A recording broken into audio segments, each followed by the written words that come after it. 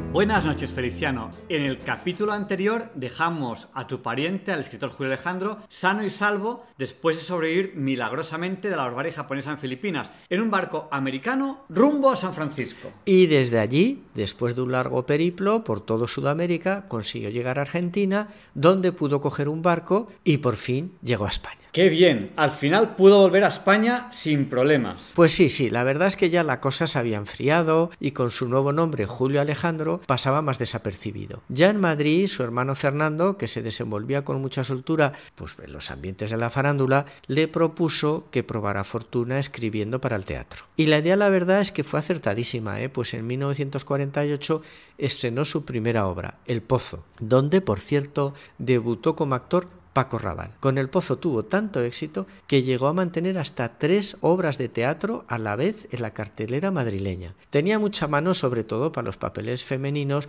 y las grandes actrices del momento, la Membrives, la Fábregas o la Ribelles, se rifaban sus obras. Y unos jóvenes autores como Buero Vallejo o Adolfo Marsillac se acercaban a Julio con verdadera devoción de prosélitos. Pues vaya éxito. Pues sí, la verdad es que arrasó, y aunque Julio se mantenía alejado de la política, bueno, pues la carcundia del teatro se moría de envidia y no podía admitir que un joven recién llegado les quitara los mejores escenarios, además duplicando las taquillas, Entonces le mandaron un comando falangista para boicotear el estreno de su obra Barriada, pero no pudieron entrar al teatro porque todas las entradas estaban vendidas. ¡Qué bueno! O sea, que le mandan unos alborotadores a reventar el estreno de una obra suya y no pueden entrar porque están todas las entradas vendidas. Bueno, pues es que su éxito la verdad es que era incontestable y al final se tuvieron que resignar y decidieron darle el Premio Nacional de Teatro. Entonces, bueno, pues el presidente del jurado, pues lo normal, le llamó por teléfono para decírselo y dijo, oye, estate atento que mañana pues ya saldrá en toda la prensa. Pero cuál no fue su sorpresa cuando por la mañana leyó en los periódicos que el Premio Nacional de Teatro se lo habían otorgado a don Ignacio Luca de Tena. ¿Y eso? ¿Qué es lo que pasó? Pues parece ser que el marqués Luca de Tena, cuya obra en cartel no estaba funcionando como él quería, tenía un espía en el jurado que le chivó lo del premio para Julio. Montó en cólera, descolgó el teléfono y obligó al jurado a revocar de forma expresa el galardón a su favor. ¡Qué barbaridad! ¡Qué tiempos! ¿Y qué poder el del marqués? Pues sí, la verdad es que eran otros tiempos, bueno, aunque Javier Ángel, en realidad, si lo miras bien, ya no tan distintos como los actuales, ¿no? Pero bueno, como a pesar de todas estas maniobras no conseguían doblegar el éxito de Julio Alejandro, sus enemigos recurrieron a una cosa tan española pues como la calumnia. Mira, como quiera que el reconocido dramaturgo Alejandro Casona permanecía en el exilio, pues claro, sus obras no se podían representar en España, así que propalaron la calumnia de esta forma. Primero preguntaban, ¿cómo es posible que un chico tan joven y desconocido estrene tantas obras de teatro a la vez y con tanto éxito? Y ellos mismos se encargaban de responder su maliciosa pregunta, ¿por qué no las escribe? Julio Alejandro es el testaferro de Alejandro Casona. Casona es el verdadero autor de tantos éxitos teatrales. Cuando Julio se enteró de esta campaña y que además estaba propiciada por algunos de los que creía que eran sus amigos, volvió a caer en depresión. La verdad es que tenías razón. Vaya vida más agitada. El pobre Julio no salió de Guatemala para entrar en Guatepeor. Bueno, y además la traición de los amigos. ¿Cómo salió de este lío? Pues una vez más, su ajetreado ángel de la guarda tuvo que salir al quite. Durante esos días visitaba Madrid el director de cine mexicano Tito Davidson, invitado por el actor Manolo Fábregas.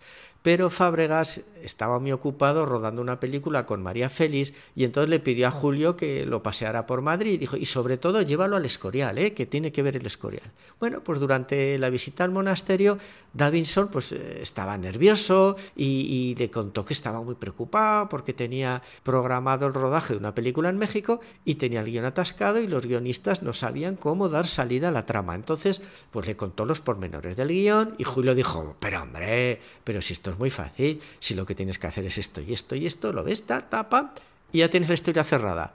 Tito Davidson se quedó impresionado y le dijo, ¿te vendrías a México a escribir el guión? Y entonces Julio, pues bueno, por cortesía le dijo que sí, hombre, claro que sí, que encantado.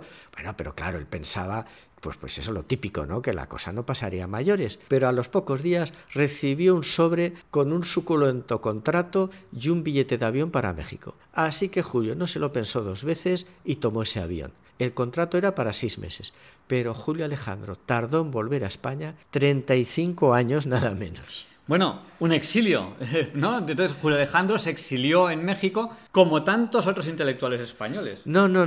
Julio en México no tuvo ningún contacto organizado con el exilio republicano, bueno, pues salvo el lógico roce con sus antiguos amigos, ¿no?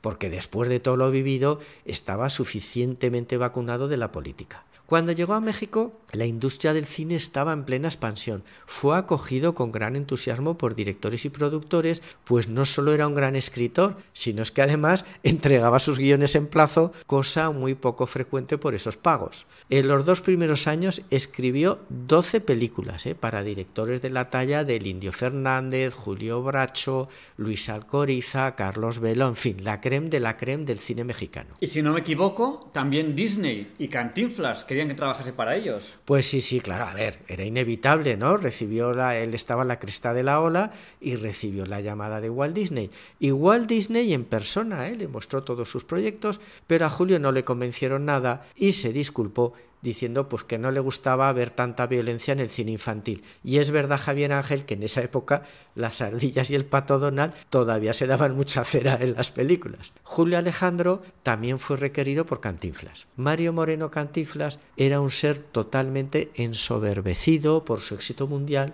y recibió a Julio en su palacete como si del propio Gengis Khan se tratara. A la entrada fue recibido por un criado y detrás de él tuvo que recorrer interminables pasillos hasta que por fin llegó a una vasta estancia completamente vacía y al fondo divisó a Cantinflas sentado en un sillón como un rey absoluto en su trono. Por supuesto, no se levantó e hizo sentar a Julio a su vera en una banqueta más baja y sin dejarla hablar y de forma algo altanera comenzó a darle instrucciones de cómo debería escribirle sus guiones. A Julio, después de todo lo que había vivido, ya no le impresionaba ni el éxito, ni el dinero, así que se levantó, dejando a Cantinflas con la palabra en la boca, hizo un ademán con la cabeza de respetuosa despedida y en el mismo silencio con que había llegado, comenzó a desandar los interminables pasillos del palacio cantinfleño hasta la salida. Y fue Julio Alejandro quien realmente lanzó al estrellato a Paco Rabanne.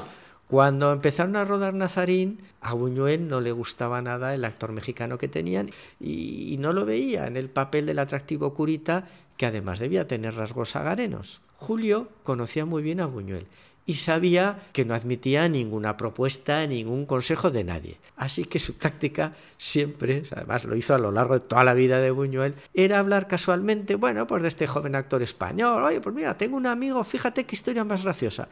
Y le contaba las anécdotas de Paco y, claro, todo muy bien dirigido, ¿no? Que si Paco había hecho esto, que si Paco había hecho lo otro, que tal. Y al final, Buñuel, que siempre picaba en el otro, lo dijo, oye, ese amigo tuyo, oye, no sé, enséñame alguna película de él, a ver, ¿qué tanto hablas de él? A ver si nos podía encajar en el papel. Y claro, así empezó la carrera de Paco Rabanne con Buñuel. Cuando Paco llegó a México, porque se hospedó en casa de Julio. Vamos a ver, Julio era un ser ordenado y trabajador hasta la extenuación. Y Paco Rabanne, bueno, pues de todos es conocido que fue un acreditado jorrista y picaflor. Así que cuando llegaba a casa de Julio a las tantas de la madrugada, se encontraba a Julio esperándole despierto y preocupado como si de su propio padre se tratara. Entonces Paco Rabanne ya se buscó un hotel, como dijo, por el bien de los dos. ¡Qué bueno! Por el bien de los dos. Cuídate, Javier Ángel, que tú eres necesario mientras que nosotros somos contingentes.